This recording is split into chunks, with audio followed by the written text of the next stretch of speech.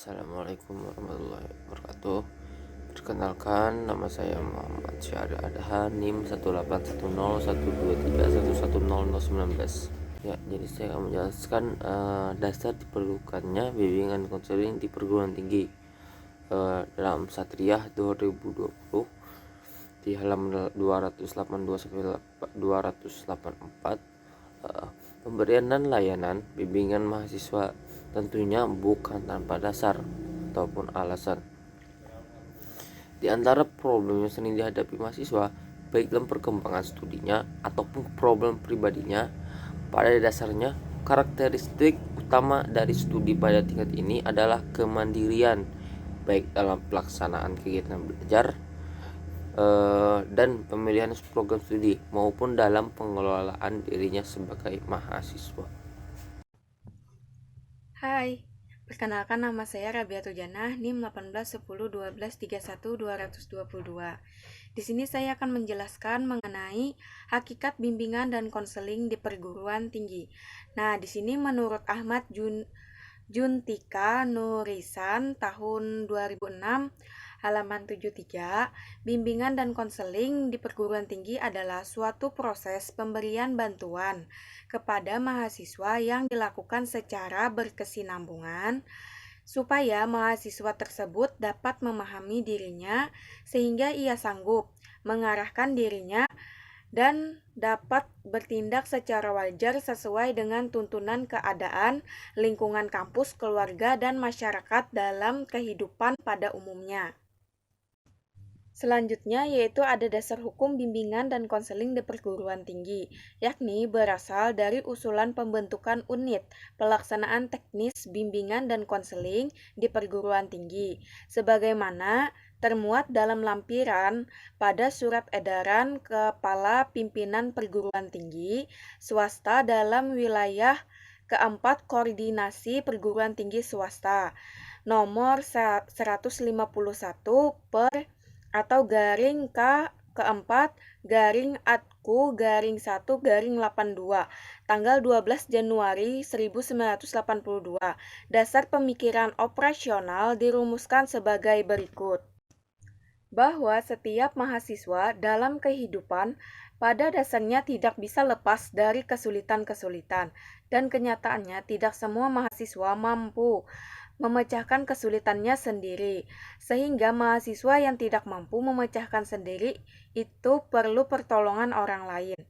Nah, pertolongan yang dimaksud ialah bantuan melalui pelayanan, bimbingan, dan konseling di perguruan tinggi. Sekian dari saya, terima kasih. Selanjutnya akan dijelaskan oleh teman saya. Assalamualaikum warahmatullahi wabarakatuh.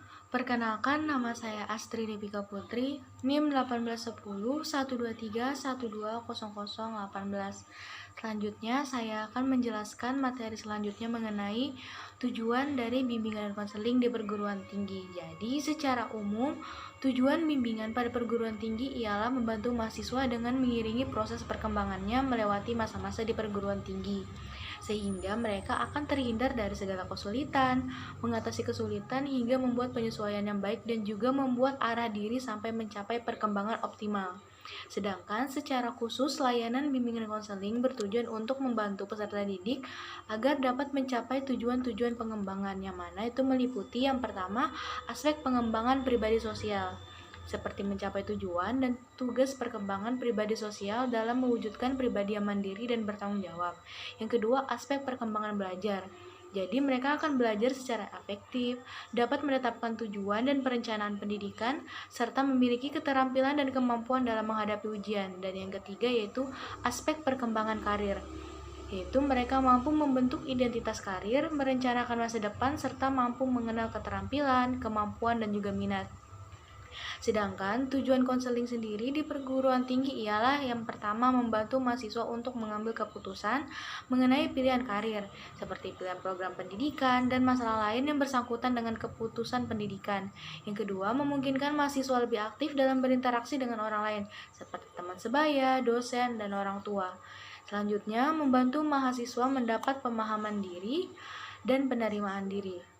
Yang keempat, membantu mahasiswa untuk meningkatkan keterampilan dari segi akademik maupun sosial.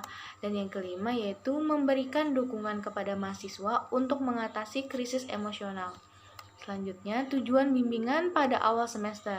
Jadi untuk pada awal semester biasanya bimbingan bertujuan untuk membantu mahasiswa dalam mempersiapkan diri untuk memasuki semester mendatang. Membantu mahasiswa dalam menentukan strategi apa belajar yang akan ditempuh. Selanjutnya, dalam perkembangan diri ke arah terbentuknya pribadi yang bulat dan juga membantu mahasiswa dalam mengenal terdapatnya layanan, jalan media, atau fasilitas yang diperlukan untuk mengembangkan diri. Selanjutnya, tujuan bimbingan sewaktu semester berlangsung. Jadi, pada saat semester berlangsung, bimbingan bertujuan untuk membantu mahasiswa dalam mewujudkan kesiapan psikologis dan kesiapan teknis pendidikan. Selanjutnya, membantu mahasiswa agar dapat membina motivasi belajar, membantu mahasiswa dalam menyadari tingkat kemajuan atau prestasi belajarnya, dan juga membantu mahasiswa dalam usaha mengembangkan berbagai segi pribadinya. Dan yang terakhir yaitu tujuan bimbingan pada akhir semester, yaitu pasti tentu saja membantu mahasiswa untuk mengenal gambaran perkembangan dirinya setelah semester berakhir, atau juga membantu mahasiswa untuk menghubungkan gambaran pribadi sekarang dengan yang masa lalu dan yang akan datang. Adapun pendapat lain menurut Ahmad Juntika Nurisman yang mengatakan tujuan dari bimbingan di perguruan tinggi ialah antara lain yang pertama memilih program studi, konsentrasi pilihan mata kuliah yang sesuai dengan bakat dan minat serta cita-cita. Yang kedua, menyelesaikan perkuliahan dan segala tuntutan perkuliahan tepat pada waktunya. Yang ketiga, memperoleh prestasi belajar yang sesuai dengan kemampuan mereka. Yang keempat, membina hubungan sosial dengan sesama mahasiswa dan dosen dengan baik. Yang kelima, memilih sikap dan kesiapan profesional. Dan yang terakhir ialah memilih pandangan yang realistis tentang diri dan lingkungannya dalam upaya menyesuaikan diri dengan lingkungan. Sekian dari saya. Materi selanjutnya akan disampaikan oleh teman saya. Assalamualaikum warahmatullahi wabarakatuh. Perkenalkan, nama saya Muhammad Rizky Alfandi. Di sini saya akan menjelaskan mengenai prinsip-prinsip BK di perguruan tinggi. Menurut Jayadi dan kawan-kawan tahun 2018, prinsip-prinsip bimbingan dan konseling mendasari gerak dan langkah penyelenggaraan pelayanan bimbingan konseling yang meliputi prinsip-prinsip sebagai berikut yang terbagi atas 4. Yang pertama, prinsip-prinsip berkenaan dengan sasaran layanan. Yang kedua, prinsip-prinsip berkenaan dengan permasalahan individu. Yang ketiga, prinsip-prinsip berkenaan dengan program layanan. Dan yang keempat, prinsip-prinsip berkenaan dengan tujuan dan pelaksanaan layanan. Itu saja dari saya. Terima kasih.